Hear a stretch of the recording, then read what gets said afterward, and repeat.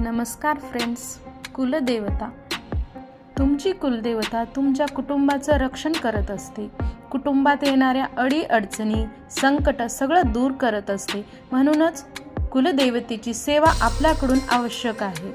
यासाठी काही महत्त्वाच्या गोष्टी आहेत, त्या करायला हव्यात, जेणेकरून कुटुंबात सुखशांती नांदते, कुटुंबाची प्रगती होते आणि कुटुंबाचं कल्याण होते.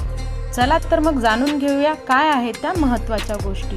कुळाची देवता ती कुलदेवता.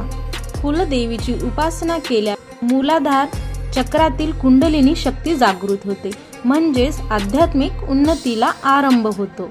ती देवता म्हणजे कुलदेवता. कुलदेवता जेव्हा पुरुष देवता असते त्यावेळी कुलदेव आणि ज्यावेळी स्त्री देवता असते तेव्हा कुलदेवी म्हटलं जातं.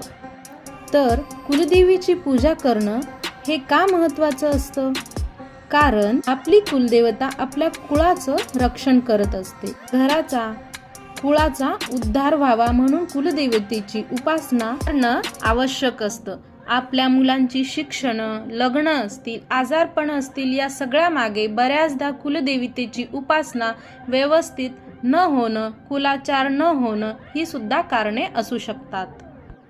या सगळ्यासाठी कुलदेवतेची सेवा आपल्याकडून होणं हे आवश्यकच आहे.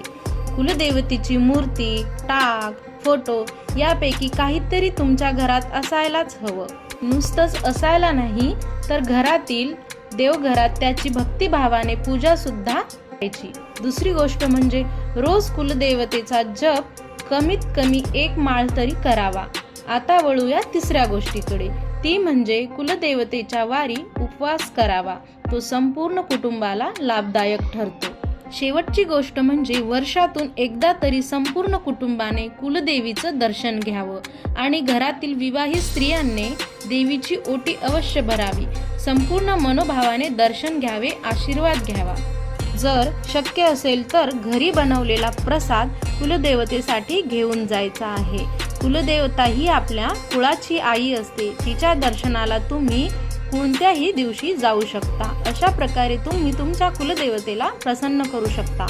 कुलस्वामिनी आई तुळजाभवानीचा उदो उदो. यळकोट यळकोट. जय मल्हार.